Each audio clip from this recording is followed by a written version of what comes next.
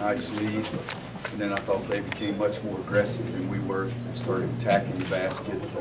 We started attacking off the screens on the ball, and we had a difficult time keeping them in front of us. And then all of a sudden they started making threes also, and it was a big-time breakdown for us defensively.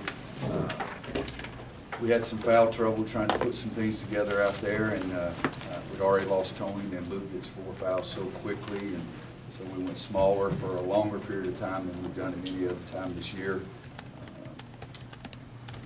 They got it to 1, I think Steve said, and then we take it back a little bit, and they get it to 2 at the end.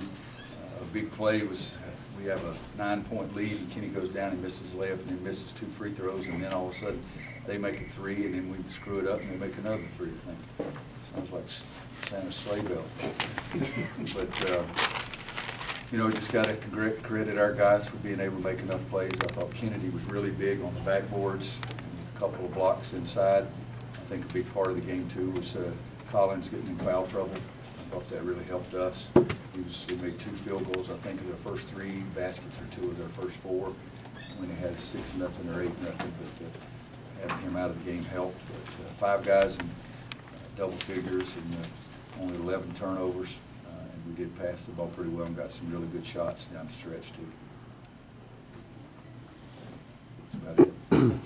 Well, your last 3 games have been won in different ways. You've kind of had some different positives and different negatives, but do you feel like, despite some of the defensive issues in the second half there, that you're seeing that progress is very different than the NC State game, but progress there? No, look, I think you're exactly right. You need to win games in different ways, all right? Because if you don't, if you have to play the same way all the time, they take that away from you, and you lose your confidence in the whole thing.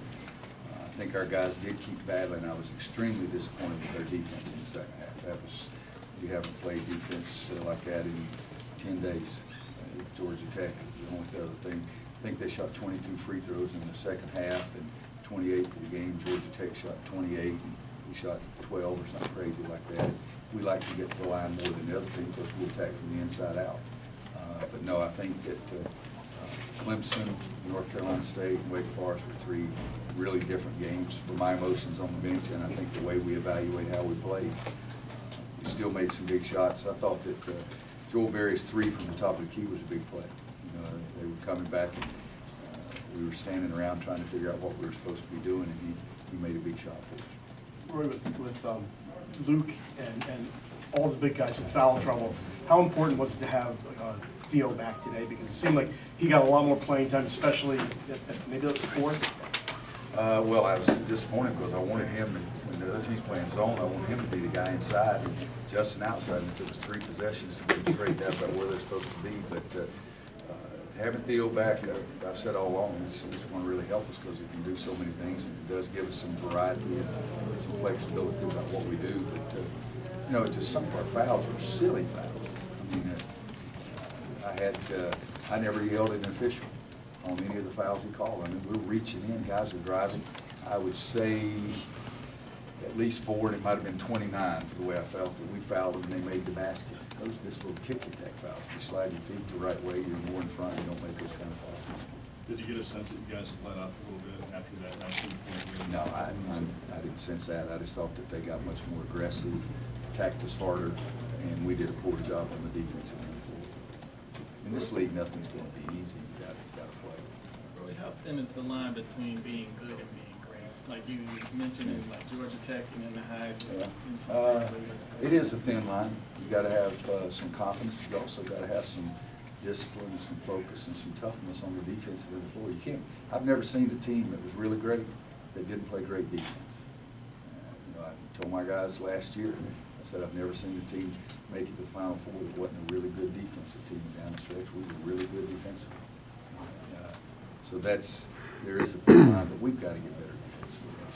They shot 50% in the second half. Kennedy was struggling getting some stuff off the first 10 or 12 minutes of the half, but then after that, he kind of found a groove and he was able to get in some opportunities where he was able to convert those. What was the difference there? His brain. I'm serious. I mean, why should you take a fadeaway jump shot when John Collins is really, really good and get some foul trouble? And part of our deal is to take it at him. Why should you do that? I mean, that's just, so like I said, when he got his brain in gear, he really started playing better. Did you sense more aggressiveness out of Isaiah? Tonight it seemed like maybe he was a bit more like his old season. You know, I liked his jump shot on the baseline. I think that was when it was a 2-point game, Steve. You know, because that's a shot he shoots. You know, so I got mad at Kennedy because he double pumped and threw one up there when it wasn't a shot that we practiced every day. And Isaiah tried to drive early in the game when Tony was posted up inside with a guy on his back. So that means Tony's in the lane and his defensive player's in the lane. So why is Isaiah going to drive? So once his brain got involved in it, it was a lot better too. Did you have any issue with the contact when Tony fell? It seemed like you were maybe talking with Danny a little bit there. No. Okay. I didn't really see it clearly, but I didn't have any conflict with Danny. What Danny said, he said, Coach, he hit his head pretty Yeah, hard. okay.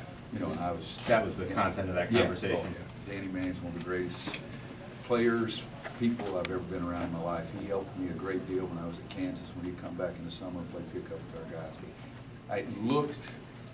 I really didn't have any qualm around the call. It looked like he did hit the back of his head on the floor. Yeah. Was that as well as he's played in a while before he got hurt? Tony? Tony, yeah. No. 2 for 5. You know, but how about one of his tip-ins when Joel Berry misses a free throw? He had this many free throws, but Tony had a big tip in there. His first shot wasn't a good one, and after that, his shots he took was good. But, he had 4 offensive rebounds in 6 minutes. That's pretty good. You had 4 players that had over 16 points. Just how important was it that you could go to all 4 of them instead of relying on one down the stretch? I've always felt that if you have everybody in your club that can score, it's harder to guard you. And it can't just be focused, the other team's defense can't just focus on one guy. I think one of the things that was big for us too, 22 assists, 11 turnovers. Kenny, Justin, Joel, Nate, they kept finding Isaiah and Kennedy down low for good basket. Steele made a big-time play right before the half and made a nice pass down the length of the court for us to lay it up to. After what happened on Sunday, is it good to kind of have the game where you're tested and remember kind of what? After what happened Sunday, it's good to have another game where you win. I don't give a darn how you do it at the end, but I'd like for us to play a heck of a lot better. Coach Smith was just so much better in every game, every phase than I am. He used to say that if you played well, he could handle the losing. I want to win.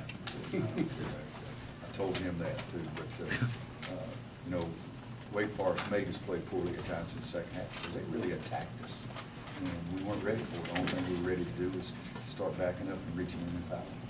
Roy, were you surprised at all that it was the guy that there was their energy guy was Brandon Childress? Did he show up on your?